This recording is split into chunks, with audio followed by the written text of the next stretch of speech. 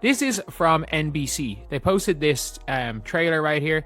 Angel Reese, Stewie, Valkyries, Aja, Kelsey Plum, NECA, Paige. If you know, you know. With basically all the big WNBA players in it. This is the W and this spring. And obviously, NBC just created a legal headache for themselves, and they may not even realize it yet. They just dropped a massive, high-budget promotional trailer for the 2025 WNBA season. Full production value, big-name stars, cinematic editing. Angel Reese, Brianna Stewart, Aya Wilson, Kelsey Plum, Paige Buchers, the whole lineup. But there's one huge problem. There is no CBA, no collective bargaining agreement. And without a CBA, there is no season. Which means NBC is now promoting a product that, as of this moment, doesn't technically exist.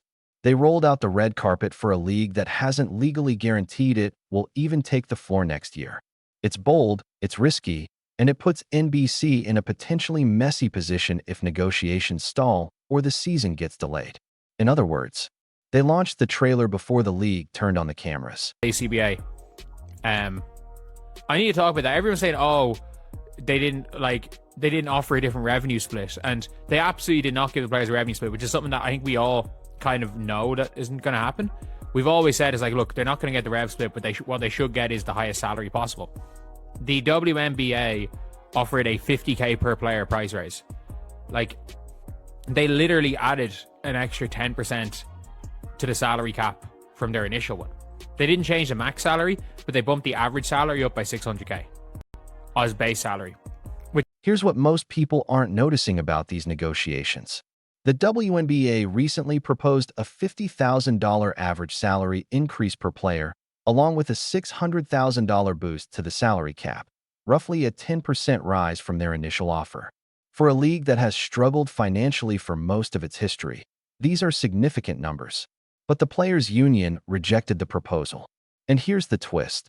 The pushback isn't really about the money itself. Players are going to be making $0 if there's no season. So I think it's hard to be in general anti-players when they make $0 with no season. And it's one of those things where this is not like the NBA in 2011 where they could afford a lockout because the players already had money, other than the rookies who knew they were eventually going to come back into a league where they were going to make millions and millions of dollars. Like, the fact is that there is a world where the WNBA does not. Here's the thing. The players aren't asking for more money. Read that again. They're asking for a completely different payment structure. They want revenue sharing, like the NBA players have.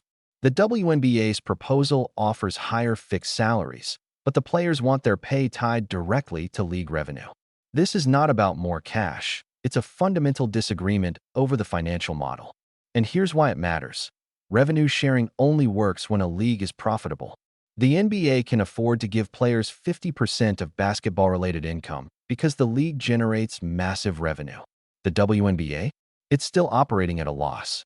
Revenue sharing in a league that loses money could actually mean players make less than they do now under the fixed salary system. They have to know more because, by the way, again, coming to NBC and Peacock, surely by saying this, they've left themselves open to some form of, if nothing else, a guaranteed refund. I don't know anything legally, but like, surely, if you saw this advertisement and you bought Peacock for the year, you bought a year of Peacock today, you could win $1 million. I'm sure you could go to them and say, I bought this for WNBA and advertise it. This isn't the NBA lockout of 2011, and comparing the two is completely misleading. Back then, NBA players could afford a work stoppage. Veterans had already earned millions. Rookies knew they were stepping into a league where they could eventually make generational wealth. The pressure was on the owners to get games back on TV. The WNBA is completely different. These players need the season. Most don't have the financial cushion to skip paychecks. They're not negotiating from a position of strength. They're negotiating from necessity. And that changes everything about the leverage in these talks. Mistake if y'all force people to subscribe to watch, except I doubt there'll be a season. Maybe if they decide to pay the players what they deserve. I mean this when I say this, like, even if the player, they paid they're giving the players 7x increases. The players are holding out for the players. It's not even about paying the players, which is the weirdest thing. is this nothing to do with paying the players. It is the players want an entirely different system of how their payment is generated. The players aren't actually asking for more. Back to NBC's trailer. Why would a major network promote a season that might not even happen? Either they know something we don't, or they're exposing themselves to a potential consumer protection nightmare. Think about it. Someone sees the trailer, subscribes to Peacock specifically to watch WNBA games, and then there's no season. That's textbook false advertising. NBC could be forced to issue refunds. Sure, there might be contractual language with the WNBA that limits their liability, or the league could cover the ad spend. But even with that, the risk to NBC's brand credibility is huge. I think it's also positive that the WNBPA have not called it a slap in the face. I've not said it's like putting a lipstick on a pig. I've not responded with anything or publicly started posting on social media about this, or like asking them to write angry letters towards Adam Silver. They haven't posted anything from this since this one, which is important, which is genuinely. Here's what's actually encouraging. The WNBA Players Association hasn't reacted to NBC's trailer with outrage. No public statements. No social media firestorms. No calls for fans to pressure Adam Silver. That silence speaks volumes. Compare that to how the union has handled previous moments in these negotiations. They've been vocal, aggressive, and quick to use social media as leverage whenever an offer fell short. So why the quiet this time? The most likely explanation: negotiations are moving forward, and a deal might actually be close. Players was, look, we need a season. We can't live without it. And just do what you can. Do what you can, get us the best deal you can. And I wouldn't be surprised if the players could probably negotiate. They've gone from 5 to 5.6 million. The players could probably negotiate another million on the salary cap, which is again an extra 100k per player on average. So basically from the last CBA, from the one 6 weeks ago, they could probably bump up the average salary to 650k from 450k base salary. They absolutely could go and do something like that.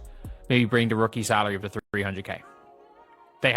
The WNBA's revised offer raised the salary cap from $5 million to $5.6 million, real money spread across 12 players per team. Could the players push for another million? Probably. That would bring the average salary to around $650,000, up from $450,000 in the previous CBA. Add in a bump to rookie minimums, maybe $300,000, and you have a deal that's truly transformative for player pay, but it still isn't revenue sharing. And that's the sticking point. The union isn't just after bigger numbers. They want the structure. They want a piece of the upside if the league explodes in popularity over the next 5 years. There's no way that a network would be posting this unless they were confident. Especially when you put fucking neck in the trailer. Like, I don't think this is going to put pressure on the players, because a network is not going to be putting pressure on the players, because the network can probably almost certainly get their money back if there's not going to be a WNBA season. So yeah, let me know what you guys think. I still think the likelihood is well above 50% of there being a season. And anyway, yeah, that's the video. Thank you guys for watching. Please like, comment.